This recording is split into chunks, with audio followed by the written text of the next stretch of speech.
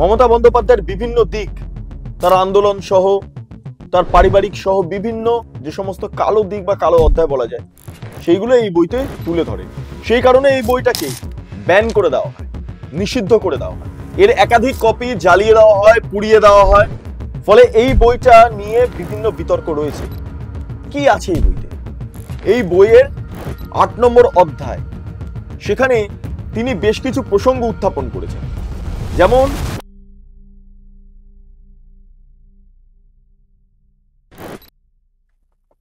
নমস্কার, আপনারা দেখছেন বেঙ্গল লিবার্টি, আমি বিট্টু রায়চৌধুরী। এই বইটা আপনারা সবাই জানেন, কিনেছেন, পড়েছেন, দেখেছেন। এই বইটা নাম মমতা বন্দ্যোপাধ্যায়কে যেমন দেখেছি, দীপক কুমার ঘোষের বই। দীপক কুমার ঘোষ একসময় তৃণমূলের প্রাক্তন বিধায়ক, তার পাশাপাশি মমতা বন্দ্যোপাধ্যায়ের অত্যন্ত ঘনিষ্ঠ একজন সহকর্মী ছিলেন। তিনি মমতা বন্দ্যোপাধ্যায়ের বিভিন্ন দিক, তার আন্দোলন সহ, তার পারিবারিক সহ বিভিন্ন যে সমস্ত কালো দিক বা কালো অধ্যায় বলা যায়, সেইগুলো এই বইতে তুলে ধরেন। সেই কারণে এই বইটাকে ব্যান করে দেওয়া হয়, নিষিদ্ধ করে দেওয়া হয়। এর একাধিক কপি জ্বালিয়ে দেওয়া হয়, পুড়িয়ে দেওয়া হয়, এবং এই বইটি যাতে আর কোথাও না পাওয়া যায় তারও ব্যবস্থা করে প্রশাসন। কিন্তু চোরা পথ থেকে বা চোরা পথ ধরে, গোপনে, লুকিয়ে, ঠিক যেমন ভাবে মাও সেতুংয়ের রেড বুক নকশাল আন্দোলনের সময় ছাত্রছাত্রীরা পড়েছিলেন, ঠিক একইভাবে আমরা যারা রাজ্যবাসী, সাংবাদিক, তারা এই বইটাকে গোপনে জোগাড় করে একটা সময় গোপনে পড়েছি। ফলে এই বইটা নিয়ে বিভিন্ন বিতর্ক রয়েছে। এই বইটা আজও আপনারা পাবেন না। কলেজ স্ট্রিটে গেলে প্রকাশ্যে যদি এই বইটার কথা বলেন, ডিরেক্টলি না বলে দেওয়া হবে। আপনাকে নিতে গেলে গোপন কারোর কাছ থেকে সংগ্রহ করতে হবে, গোপনে তার কাছে যেতে হবে, গিয়ে বইটা সংগ্রহ করতে হবে। এই বইটার একাধিক কপি ইতিমধ্যে জেরক্স কপি, এগুলো কিন্তু কোনোটাই ছাপানো কপি না, সবকটা জেরক্স। এই জেরক্স কপি আপনারা পেয়ে যাবেন, বা বিভিন্ন জায়গায় পিডিএফও পাওয়া যায়। কিন্তু সোশ্যাল মিডিয়াতে যখন এই পিডিএফ দেখে প্রশাসন, সেই মুহূর্তে দাঁড়িয়ে সংশ্লিষ্ট পিডিএফটিকে একদম সোশ্যাল মিডিয়া থেকে সরিয়ে দেওয়ার ব্যবস্থা প্রশাসন নিয়ে ফেলে।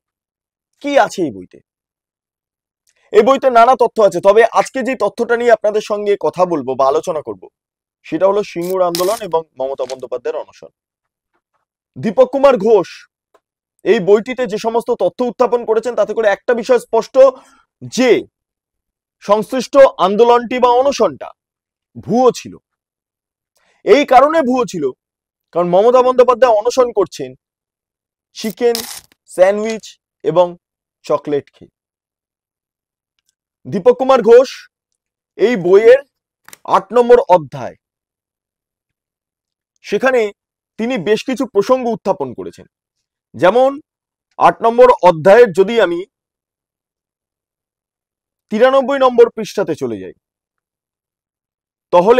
তাহলে আমরা সরাসরি দেখতে পাচ্ছি দীপক কুমার ঘোষ লিখছেন, মমতা নিজে এই রেকর্ড অনশনের দিনগুলিতে কি করেছিলেন? প্রশ্নবোধক চিহ্ন। তিনি প্রথম ২-৩ দিন লেবুর জল, গ্লুকোজ ইত্যাদি খেয়ে কাটান, কিন্তু সোনালী ময়দান থেকে সরে যাওয়ার পরই, আপনারা জানেন সোনালী গুহ সেই সময় পুরীতে গিয়েছিলেন, মানত ছিল তার। সোনালী গুহ একসময় মমতা বন্দ্যোপাধ্যায়ের অত্যন্ত ঘনিষ্ঠ একজন নেত্রী, বিধানসভার ডেপুটি স্পিকার পদেও তিনি ছিলেন। তারপর ধীরে ধীরে তৃণমূল থেকে সরে আসেন। এই মুহূর্তে তিনি শারীরিকভাবে অসুস্থ। তবে সেই সময় দাঁড়িয়ে মমতা বন্দ্যোপাধ্যায় যখন অনশন করছেন, মমতা বন্দ্যোপাধ্যায়ের পর সেকেন্ড যদি তৃণমূলে কেউ থাকতেন, সেটা ছিলেন সোনালী গুহ। এবং সোনালী গুহ অনশনের ২ দিন বাদেই তিনি পুরীতে চলে যান। আমরা বিভিন্ন ফুটেজে, ছবিতে দেখেছি তিনি শাড়ি কিনছেন পুরীতে গিয়ে। একদিকে মমতা বন্দ্যোপাধ্যায় অনশন করছেন। তো সেই অনশনে মমতা বন্দ্যোপাধ্যায় কি করছেন? সোনালী গুহ বেরিয়ে যাওয়ার পর দীপক ঘোষ লিখছেন সরাসরি, কিন্তু সোনালী ময়দান থেকে সরে যাওয়ার পরই মমতা তার ব্যক্তিগত সচিব গৌতম বসু, যিনি ২০০৮ সালে প্রয়াত হয়েছেন, সে ব্যক্তিগত সচিব গৌতম বসু গোপনে রাতের খাবার হিসাবে গোটা ৪-৫ চিকেন বা চিজ স্যান্ডউইচ, নরম আলু ভাজা ও ফিশ ফিঙ্গার ইত্যাদি এনে দিতেন ঝাউতলার ডালহৌসি ইনস্টিটিউট থেকে। সৌজন্যে ডেরেক ওব্রায়েন, মমতা ডেরেক ওব্রায়েনকে রাজ্যসভার সাংসদ করে দিয়েছিলেন। তারপরে দীপক ঘোষ একদম শেষ প্যারা অংশে লিখছেন, মমতা তার বালিশের তলায় প্রচুর দামি চকলেটও রেখে দিয়েছিলেন, যাতে প্রয়োজন বুঝলেই গোপনে সেগুলি মুখে ঢোকাতে পারেন। আমি ব্যাপারটি জানতে পারি যখন একদিন দুপুরে অমিতাভ ভট্টাচার্য তার ছোট মেয়েকে মঞ্চে নিয়ে আসেন। মমতা বাচ্চাটিকে ডেকে তার ছোট্ট হাতে একটি চকলেট দেন। আমি বিষয়টি লক্ষ্য করি এবং সত্য জানতে পারি। রাতে স্যান্ডউইচ আর দিনে চকলেট, এই হলো তার 25 দিনের অনশনের রহস্য। পারেনও বটে। মমতা যদি সত্যি সত্যি সিঙ্গুরে কৃষকদের জন্য নিজের প্রাণ পর্যন্ত উৎসর্গ করার ব্রত নিয়ে 26 দিন অনশন করতেন, তাহলে মুখ্যমন্ত্রী হবার পর রাতারাতি তার মুখোশ খুলে পড়তো না, মুখোশই থাকতো না। দীপক ঘোষ এই বই তো সরাসরি লিখছেন। আপনারা জানেন মেট্রো চ্যানেলের যেখানে মমতা বন্দ্যোপাধ্যায় অনশন করেছেন, সেখানে পুরসভার তরফে একটা বড় ল্যান্ডমার্ক তৈরি করে দেওয়া হয়েছে। সেখানে লেখা রয়েছে মমতা বন্দ্যোপাধ্যায়ের যেই অনশন স্থল, সেটা একদম হেয়ার স্ট্রিট আউটপোস্ট, তার সামনেটাই মমতা বন্দ্যোপাধ্যায় একদম মঞ্চ করে তিনি 26 দিন টানা অনশন করেছেন, চকলেট খেয়ে, স্যান্ডউইচ খেয়ে, ফিশ ফিঙ্গার খেয়ে, ইত্যাদি ইত্যাদি খেয়ে। নাহলে আপনারা ভাবুন যে সেই সময় দাঁড়িয়ে অতদিন অনশন করার পরও মমতা বন্দ্যোপাধ্যায় দিব্যি সচল আছেন, দিব্যি সচল ছিলেন, তিনি লাগাতার মুভমেন্ট করে গিয়েছেন। ইতিমধ্যে আমি যেখানে দাঁড়িয়ে বা যেখানে বসে এই মুহূর্তে আমি আপনাদের সামনে এই তথ্যগুলো তুলে ধরছি এই বইটার সম্পর্কে, যে বইটা আপনাদের কাছে পৌঁছাতে দেওয়া হয় না, ঠিক আমার পেছনে কোনো একটি মণ্ডপে ঢাক বাজছে, আমি ঢাকের শব্দ শুনতে পাচ্ছি। উমার বিদায় বেলাতে এখন ঢাক বাজছে। অনেকেই বলছেন বিরোধী নেতৃত্বরা যে মমতা বন্দ্যোপাধ্যায়ের বিদায় বেলা আসন্ন। মমতা বন্দ্যোপাধ্যায়ের এটাই রাজনৈতিকভাবে মুখ্যমন্ত্রী হিসাবে শেষ পুজো।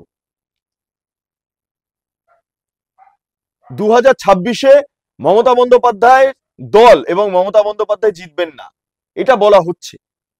যদি এটা বিরোধীদের কাজ, তারা বলবেন, মানুষ ভোটে বোঝাবেন মমতা বন্দ্যোপাধ্যায়কে রাখবেন কি রাখবেন না। কিন্তু এই বইটা থেকে আমরা যে তথ্যগুলো পাই, সেই তথ্যগুলো খুব ইম্পর্টেন্ট এই কারণে দাঁড়িয়ে, কারণ এতদিন ধরে আমাদেরকে একটা ভ্রান্ত ভুল ধারণার উপর রেখে দেওয়া হয়েছিল, এবং দীপক বাবু এই বইটি লিখেছিলেন বলে তার উপর নানাভাবে অত্যাচার নেমে আসে। কিন্তু আইনগত দিক থেকে কোন রকম কোনো ব্যবস্থা কিন্তু তৃণমূল কংগ্রেস বা মমতা বন্দ্যোপাধ্যায় দীপক ঘোষের বিরুদ্ধে নিতে পারেননি। কারণ দীপক বাবু এই বইতে যে সমস্ত তথ্য উত্থাপন করেছেন, প্রত্যেকটা ডকুমেন্ট সহকারে করেছেন। আমি এই বইতে বেশ কিছু ডকুমেন্টও দেখতে পাচ্ছি, দেখুন সমস্ত ডকুমেন্ট তুলে ধরেছেন দীপক বাবু। ফলে দীপক বাবু যদি মিথ্যা কথা বলতেন, যদি ভুয়ো খবর ছড়াতেন, তাহলে অবশ্যই তাকে গ্রেপ্তার করা হতে পারত, তার বিরুদ্ধে মানহানি মামলা করা যেতে পারতো, আইনি ব্যবস্থা নেওয়া যেতে পারতো।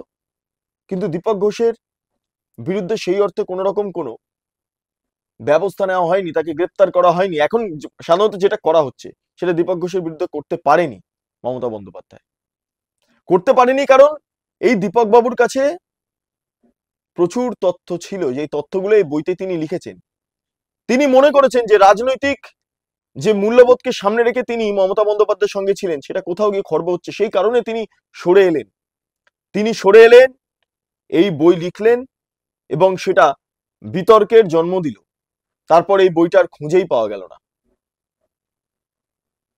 কিন্তু আমরা বা যারা তৃণমূল কংগ্রেসের নেতৃত্বরা রয়েছেন, রাজ্যবাসীরা রয়েছেন, আমরা সকলেই জানি মমতা বন্দ্যোপাধ্যায় 26 দিন অনশন করেছেন, একাই বামফ্রন্ট সরকারের বিরুদ্ধে লড়ার জন্য বিরাট বড় ভূমিকা পালন করেছেন। কিন্তু 26 দিনের অনশন আদৌ কি অনশন ছিল? এই অনশন করে, এই সমস্ত দেখিয়ে, চকলেট খেয়ে, স্যান্ডউইচ খেয়ে, বিভিন্ন প্রসঙ্গ উত্থাপন করে এই মমতা বন্দ্যোপাধ্যায় সিঙ্গুরে কারখানা করতে দেননি, এবং করতে দেননি বলে টাটা চলে গেল গুজরাটে। সিঙ্গুরে কারখানা, সেটাকে গুড়িয়ে দেওয়া হলো। আর আজকে সেই কারখানাতে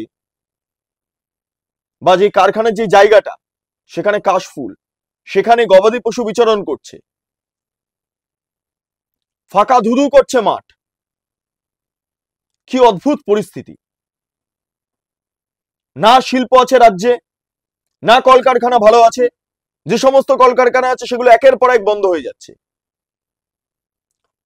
ফলে এই অনশন মিথ্যে বলে, এই যে অনশন দেখিয়ে মমতা বন্দ্যোপাধ্যায় তৎকালীন সময় গোটা রাজ্যের যে বিনিয়োগের বিষয়টা, শিল্পর ক্ষেত্রে যে বিনিয়োগের বিষয়টা, সিঙ্গুরে কারখানার বিষয়টা, অন্যান্য জায়গায় কারখানার বিষয়টা সম্পূর্ণভাবে ধূলিসাৎ করে দেন একটি মিথ্যে অনশনের মাধ্যমে।